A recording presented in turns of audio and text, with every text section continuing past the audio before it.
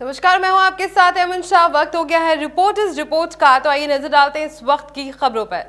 खबर झांसी से है, जहां उत्तर प्रदेश किसान कांग्रेस के प्रदेश अध्यक्ष शिव नारायण सिंह परिहार के नेतृत्व में जनपद झांसी के विधानसभा गरौठा के गांव शहपुरा में विशाल किसान पंचायत का आयोजन हुआ, जिसमें अपनी समस्याओं को लेकर किसान खूब गरजे और जिम्मेदारों को खरी खोटी सुनाते हुए आंदोलन की चेतावनी दे डाली।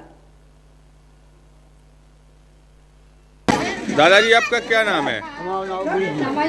क्या कौन से गाँव से आप? क्या समस्या है आपकी? अब ना गरीब आदमी खा आवास वाले न सफाई को कोई साधना आता नहीं है।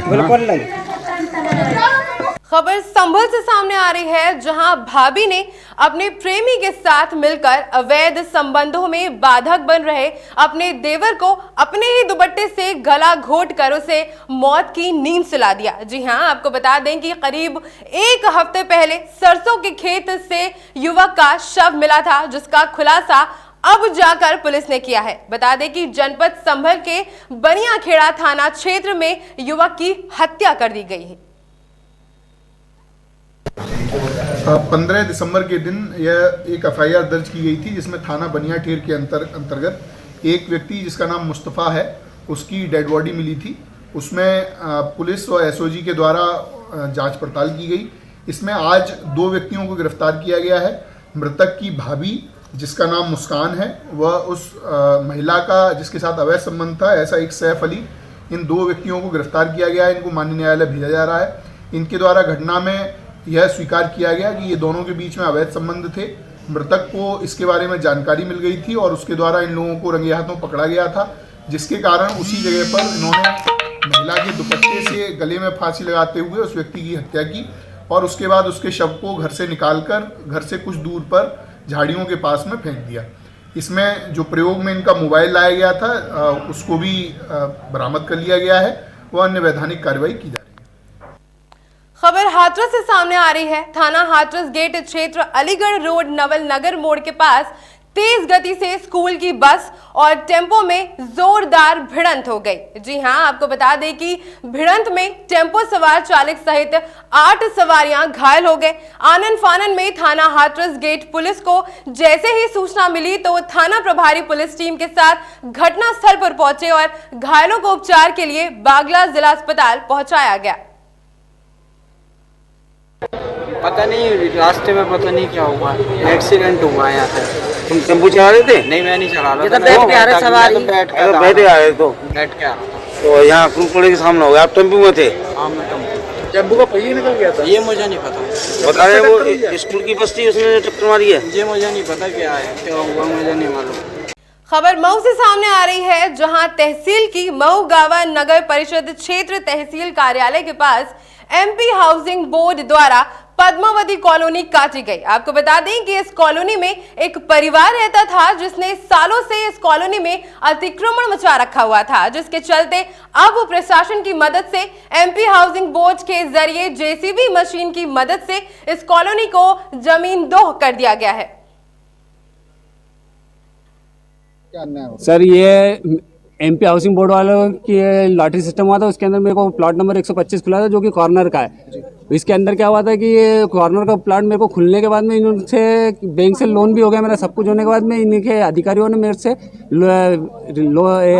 अपने रिश्वत मांगी थी 1 लाख रुपए, जो कि मैं दे नहीं पाया। कौन थे जिन्होंने रिश्वत मांगी थी, उनके नाम बताइए। ये मनोज सेवाले जी, रघुवंशी जी, ये पूरा स्टाफ, मतलब एमपी हाउसिंग बोर्ड का पूरा स्टाफ। ये तो मेरे को बुला के वहाँ पे बाकायदा ये मेरे से पूछते थे कि तुम क्या करते हो और तुम्हारा बैकग्राउंड क्या है। मेरा बैकग्राउंड चेक करा और फाइनेंस होने के बाद में ये मुझे परेशान करने लग गए। और जब मैंने पैसे नहीं दिए तो मुझे जबरदस्ती कहा गया कि आपको गलती से ये प्लॉट खुल गया, इसके लिए आपको हम बदल देंगे। जब जिस पे मेरे द्वारा आपत्ति ली गई, आपत्ति लेने के बावजूद इन्होंने मेरा प्लॉट बदल दिया।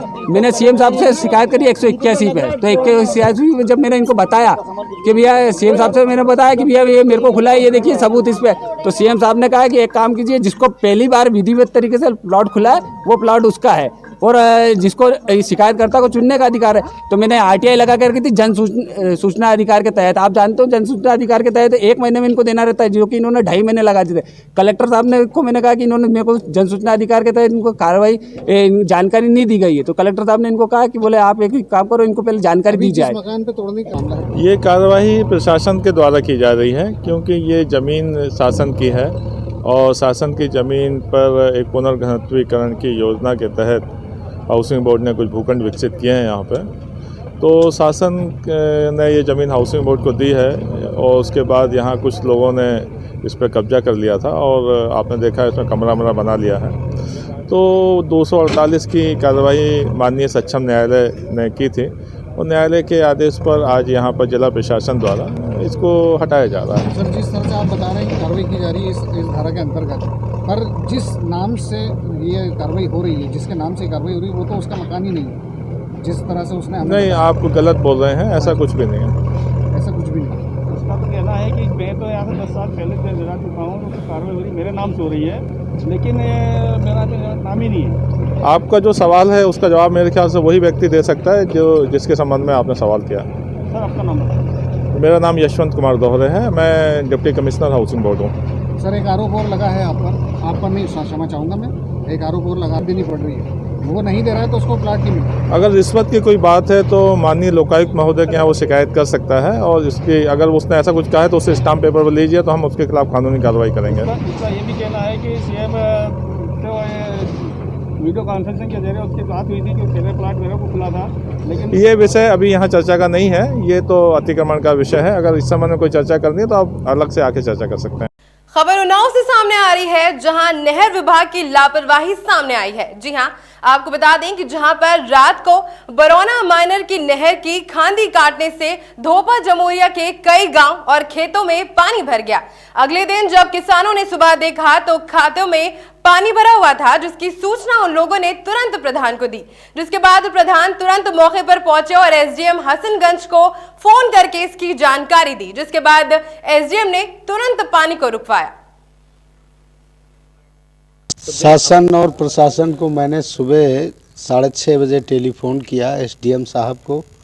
एसडीएम साहब ने सोसी अजगैन थाना अध्यक्ष को फ़ोन किया। चौकी इंचार्ज सभी लोग मौजूद रहे। जो करीब 100 बीघा ज़मीन लपसम डूब गई है, जलमग्न हो गई। किसानों का बहुत बड़ा नुकसान हुआ है और नहर की ना सफाई होने के कारण जो है करीब 1.5 किलोमीटर कभी नहर नहीं सफाई हुई। आज करीब 10-15-20 साल से ये नहर सफाई नहीं हुई, आगे पानी निकल नहीं पाता है। हमेशा किसान की फसलें डूब जाती हैं और लगभग कितनी फसलें जलमग्न हुई हैं? लगभग करीब 100 बीघे तक फसल डूब गई है। और मैं सिंचाई विभाग से यही कहता हूँ कि इस नहर को जो 1.5 किलोमीटर करीब है, इसको जेसीबी से करीब 1 मीटर गहरी खुदाई जाए। कौन सा माइनर है? ये माइनर है बरौना, जिसमें जो है आगे तो साफ करा दी जाती है और यहाँ जो पीछे है टीएल गुल जिसको कहते पर एसडीएम साहब मौजूद रहे, उन्होंने क्या आश्वासन दिया? एसडीएम साहब ने कहा कि जेसीबी लगा करके और जो बची है नहर जो खुदी नहीं है इसको खुदवाया जाए। खबर बांदा से सामने आ रही है, जहां पंचायत बिसंदा के गांव कुरका खुर्द के उपचुनाव में प्रियंका पटेल ने बाजी मार ली है। जी हां, दरअसल उसी गांव की प्रधान अमिता पटेल की एक दुर्घटना में मौत हो गई थी, जिसका मतदान 20 दिसंबर को हुआ था। जिसके बाद इस चुनाव में 243 वोट पाकर प्रियंका पटेल दूसरे स्थान में रही थी और फिर बाद में वो निर्वाचित भी घोषित कर दी गई। कुर्रा खुर्द ब्लॉक संडा प्रधान पद हेतु आज मतगणना शांतिपूर्वक आरंभ हुआ और मतगणना का कार्य संपूर्ण हो गया शांतिपूर्वक। हमारे जेठानी थी दुर्घटना। क्या नाम था उनका? अमिता पटेल। उनकी मौत कैसे हुई थी? दुर्घटना कारण। जो आप आज जीते हैं तो वो सहानुभूति किसको दे रहे हैं? जीत का श्रेय किसको दे रहे हैं? गांव वालों को। क्या नाम है आपका? प्रियंका पटेल। आपके पति का क्या नाम है? धर्मेंद्र पटेल। ये जो पवन कुमार पटेल है, ये आपके क्या लगते हैं? हमारे भैया हैं, जेठ हैं। खबर पैलानी से है, जहां पर बदमाशों के हौसले बुलंद होते नजर आ रहे हैं। जी हां, आपको बता दें कि एक थाने से 100 कदम की दूरी पर दो अज्ञात बदमाशों ने शराब सेल्समैन राम कृपाल सिंह भदौरिया के ऊपर जानलेवा हमला कर दिया और उसके पास से तकरीबन 1,40,000 रुपए भी लेकर चले गए। राम कृपाल भदौरिया का कहना है कि हमला करने वाले दो लोग थे। जी हां, उन्होंने बताया कि हमला करने वाले दो लोग थे जिन्होंने रात में 9 बजे के करीब अचानक से हमला कर दिया और तमंचा मार मार के लहूलुहान कर दिया और मौके से फरार हो गए। कल रात में ठेके से आ रहे थे, ठेके में मतलब आ रहे थे रात को 9 बजे के लमसम। अच्छा। तब दो लोग थे बाइक में, दोनों हेलमेट लगाए थे। तो रास्ते में पुल क्रॉस किया, पुल क्रॉस करते ही उन लोगों ने बगल से कट मारा। अच्छा। और पिताजी हमारे गिर गए। मैं दुकान बंद करके आ रहा था शराब की, पीछे मोटरसाइकिल में 2 आदमी लगे थे। अच्छा। उन्होंने जो है ओवरटेक किया, मेरी गाड़ी गिराने के मतलब उद्देश्य से उन्होंने टक्कर मारा। गाड़ी मेरी हो गई बंद। इसके बाद में जो है एक आदमी उतर के और दौड़ा मेरी तरफ को। तो एक कितने लोग थे? 2 लोग थे। आप कहाँ से वापस आ रहे थे? ठेका देसी शराब से, पैलानी डेरा से। पैलानी डेरा में आपकी दुकान है, आप वहाँ सेल्समैन हैं? जी। अच्छा, 2 लोग थे, फिर क्या घटना घटी? फिर जो है पीछे से वो लोग आके गैस एजेंसी के पास गिरा दिया मुझे। अच्छा। उसी में बैग टंगा था, उसमें लगभग 1.5 लाख रुपया था। अच्छा। 1,30 तो गिना हुआ था, बाकी बगैर गिना है। अगली खबर अलीगढ़ की अतरौली से सामने आ रही है। जी हां, जहां समाजवादी पार्टी कार्यालय पर पूर्व मुख्यमंत्री अखिलेश यादव 23 दिसंबर को इगलास तहसील में जनसभा रैली करेंगे। इसी सिलसिले में पूर्व विधायक वीरेश यादव ने सपा और युवा जनसभा के सभी लोगों के साथ एक अहम बैठक। बहराइच विधानसभा में जिला कांग्रेस कमेटी के जिला अध्यक्ष जयप्रकाश मिश्र के नेतृत्व में महिला शक्ति यात्रा में भारी संख्या में महिलाओं ने किया शक्ति प्रदर्शन। बता दें कि महिला शक्ति यात्रा कांग्रेस भवन से होते हुए घंटाघर से गुरु नानक चौक पहुंची, फिर यात्रा गेंदघर मैदान में समाप्त हुई। चुनाव से पहले सैकड़ों महिलाओं ने सड़क पर उतरकर शक्ति प्रदर्शन किया। आगामी विधानसभा चुनाव को देखते हुए टिकट के दावेदार अपनी अपनी दावेदारी और जनबल पेश करने के लिए कोई भी मौका हाथ से जाने नहीं देना चाहते हैं। हर टिकट का दावेदार अपनी तरह से दावेदारी पेश कर रहा है। ऐसा ही नजारा मौदहा कस्बे में भी देखने को मिला, जहां पर भाजपा के वरिष्ठ नेता अपने गांव खन्ना जिले में महोबा में रामकथा करा रहे हैं, लेकिन रामकथा की कलश यात्रा एक दिन पहले मौदहा कब्जे से निकालकर अपनी दावेदारी को मजबूत करने की पूरी कोशिश में लगे हुए हैं। रिपोर्टर्स रिपोर्ट में फिलहाल बस इतना ही। देश और दुनिया की तमाम खबरों के लिए बने रहें हमारे साथ और देखते रहें खबरों की दुनिया।